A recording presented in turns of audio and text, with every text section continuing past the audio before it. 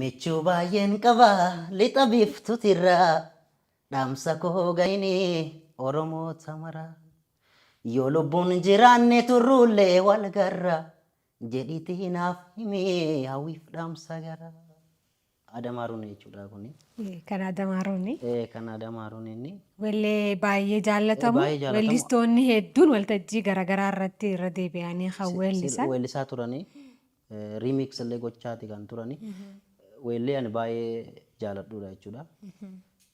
Akkasumallee Soolane. Soolane nama boochisaa ture egaa sirbii Soolane. Inuma baay'een jaalladha humnaa ol. Anillee Soolane kana akka malee jaalladha. Mee xiqqasho Ranaaji Ranaa weellisi. Soolane gaafa cidha kee manan turre naannoo keessan oole waamicha kee hafuun akkoo mattaare. Waamicha kee dhaga'ee akkan dhufne aniif ati wal turre. Waamichi kees nagayeera sin galateeffadha. Hojii kee siif laatu. Hojii kee siif laatu garuu maalan godhaa. Hojii kee siif laatu. Hojii kee siif laatu garuu maalan godhaa.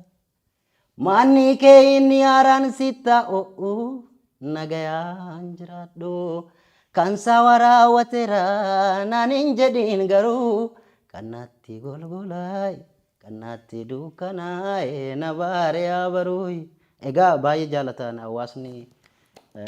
Weelleen kun hedduu jaallatamaadha. Hedduu jaallatamaadha. Weellee Daawitee Mokonnon weellisaa hedduu jaallannu fi dinqisiifannu. Hayyee